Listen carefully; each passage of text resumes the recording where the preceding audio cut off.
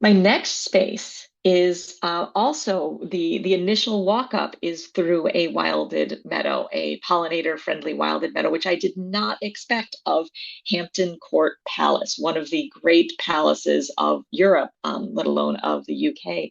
I was expecting a much more formal approach to the palace and to see a enormous swath. I mean, the acres of this wild planting was delightful to me. So here we are now at Hampton Court Palace, which the first gardens were planted sometime in the early 1500s. They were not gardens that Cardinal Thomas Wolsey planted, and then he handed over. He was trying to win favor with Henry VIII, trying to prevent his head getting chopped off. And then Henry VIII took possession of the palace, and the rest is very literally history. This is one of the most history-rich places for English and British storytelling. Maybe most famously associated with Anne Boleyn. There's all the stories of her and that Henry VIII's courtship and early marriage with her inspired so much of what he did for the renovations to make this palace as extraordinary as it is now. All of this hall that he built for her, the Great Hall. This is a project that he wanted to impress her, so he built this incredibly grand Great Hall. The ceiling of his royal chapel is just one of the most stunning things I've ever seen. But of course, Anne Boleyn's story is like so many of the stories with Henry VIII. It ends with a long, long, long trip down the River Thames to the Tower of London, where she was beheaded. It is amazing to think that, yeah, you get in a boat on the river and you head down to the tower. That was the main mode of transportation. But look at how far you are going on this river down into the center of London, into the tower. You'd have hours and hours and hours to just contemplate your fate heading down there. Hampton Court Palace is a hybrid palace, a spliced palace that is made of two parts. The 16th century palace that Henry had, and then part of that 16th century palace was knocked down by the Stuarts in the right at the turn into the 18th century, late 17th, early 18th century.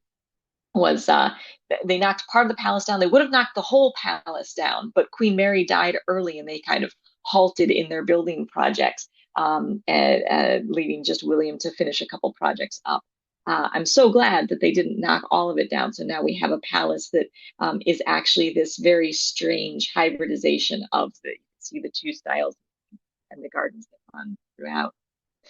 So I'm going to take you on a tour, not of all of the grounds of Hampton Court Palace, because they are extensive. So you could spend all day without even trying just on the grounds. But if you want to explore on your own, there is the map and guide is available on the handout, and there are, again, sort of Google-enabled walkthroughs of these spaces. To give you a couple examples of what we see in the grounds of this extraordinary palace, you start by exiting out the back of the Stuart Palace here. This is the Henry VIII's palace, the Tudor Palace. Here's the Stuart Palace.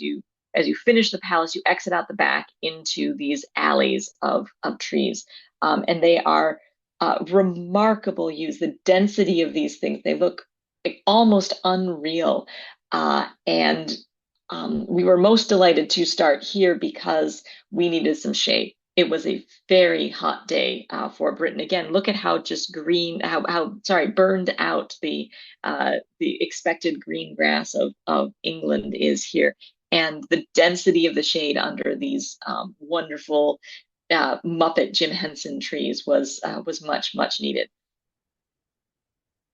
Of course, we also went over to the maze. Why go to a grand house in Europe without finding their maze and giving it a shot? This is Cam working his way through the maze that is part yew and part hornbeam, part beech. It is apparently a famously difficult maze that even in there's a couple instances in literature of referring to getting hopelessly lost and missing lunch in the maze. We weren't even trying very hard and found our way to the center of the maze. We kind of just wander, didn't find it the most difficult maze. And I think that actually set us up poorly because the very next day we went to the hedge maze at Leeds Castle and actually did get stuck for a little over an hour. And in that case, we were with our friends and their 5-year-old daughter. If anyone's been stuck in a hedge maze, it is not a pleasant experience. Anyone stuck in a hedge maze with a 5-year-old that hasn't had her lunch or her ice cream, yes, the Hampton Court maze gave us a really false sense of our own abilities in labyrinth solving. Depending on what you read, this maze is either extremely notable, maybe the oldest in Britain, or just, we're not sure, but seems like they started using it somewhere around the time of William III. Several sections of the maze, and maybe this is why we had a slightly easier time, we could see through better. Some of the sections of the maze had a "what is happening here" sign, and I thought maybe since I didn't take a great picture of the explanatory sign, maybe I could ask the gardening community here, what is happening here? What do you see that they're doing that makes sense to you with your knowledge of pruning? I don't know if anyone wants to take a stab at this, or if Janet can tell us her verdict on what is happening here. It does look to me like they're renewing that hedge. They're doing the English thing of cutting it back on one half of the hedge and letting it grow back and then cutting the other half back, but I can't tell that for sure. Yeah, yeah. That was pretty much it. That they're trying to And they've cut keep it lively. and they've How cut so? and they've Go cut ahead. back and they've cut back to the main branches, which is what you do. You don't leave all the twiggy stuff out there. I'm actually surprised that they didn't shape it more, that they didn't take the upper branches back a little bit further in order to angle the side and cause them to fill in a little more fully further down. But that's the English way, cut back half. And we tried that. We've shown people pictures in our pruning of cutting your grandmother's yew back half, and some of the one yew we cut all the way and one yew we cut half at a time. And we didn't really see any difference in the comeback. They both came back wonderfully. Yeah. But let's see, is she here? I'm not sure whether our gardener from Lansing is here, who takes care of the one of the capital areas public gardens. And she had to spend about 2 years convincing them that she could renew the yews. I need to cut them back, and it's going to be kind of drastic. But yeah, I will. I'll have to bring her pictures out and show them. I was just typing in that we got lost in a maze and didn't realize we were really lost until we passed the same dead mouse twice. Yeah. We went, uh-oh. Yep, yep. We were very lost, and we realized afterwards because it was in the children's area of Leeds Castle that there really should be a sign and a cheat. That yeah, this was not okay for Nuala, the 5-year-old. Um, They didn't have an overview there where someone could stand no, up on a platform and look nope. down and guide you. Nope. There were Oh, no, and it was a high maze too. You can see from my you oh. can see here that it's actually only just kind of at Cam's head, right? That on tiptoe he could probably look out a bit. The one at Leeds Castle was too high. There was no, it was a good another foot and a half over his head. Um, yeah, so the signs were a bit vague about sort of it'll take a couple years, but I imagine with yews and the way they go that this is probably 2 years at the most before it's fully filled in again. Does that sound right to you, Janet? The older the plant, the longer that it takes to come back. But yeah, the first year it just branches out. It'll like when it's lively, it'll have fur all along the main branches, and then those branch out. So 2 years, sometimes three or four for the older branches. And I think these are relatively new because this was originally a hornbeam maze. And I think that it has been, and there's still some sections like the center, and you can actually see a little bit of the hornbeam just sticking through Yeah. there. So I think the yews are a bit younger in this case. All right, let's move on to some of the, it's called the pond gardens. We don't know exactly what the original privy gardens over here would have been because when the Stuarts knocked down this section, they also kind of changed these gardens around. But this is the section where the gardens mirror the palace, and there are rooms, both grand and private, to explore. That you walk through a room of palaces indoors, a palace of rooms indoors, and then a palace of rooms outdoors as well. Um, And these are wonderful little, very much private spaces. Elizabeth I apparently was deeply, deeply invested in her privy gardens. They do not exist anymore. They've been remade, but we have records of her spending a lot of time out at her bathhouses that were in the privy gardens. And even at the very end of her reign, within a couple years of her death, there's a record of having a walkway of planks laid out so that she could still, even in her infirmity, even in her old age, could still make her way out into her privy gardens daily. And the question of accessible gardens and ensuring that people can spend their entire life in gardens is something that's been with us since at least the reign of the Tudors. And I loved that about Elizabeth, made me like her just that little bit more. But the main Privy Gardens, it's called the Privy Garden, and it's the big one. It's the one that as you're walking through the palace, you can't help but see all of the south-facing windows open up onto it. And again, very, very brown grass here, which was both distressing to see what sort of climate weirding has done to even the British climate, but also sort of heartening to know that they are not using artificial irrigation just for the sake of keeping it tourist green.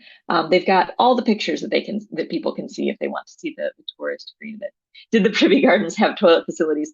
Well, I mean, I guess depending on your plumbing, your anatomical plumbing anywhere could be a privy for you. Um, there are actually records in literature, at least, of people relieved themselves in the gardens like crazy. That was where you went when you needed a quiet moment in a party at a palace that did not have regular access to washrooms and indoor plumbing. Yeah. So privy in this case is actually private, but yeah, it comes from the same. Do you know they have a toilet at indoors at Hampton Court that would be right about here-ish. That is William III's private toilet that wasn't quite indoor plumbing, but was his own private kind of chute.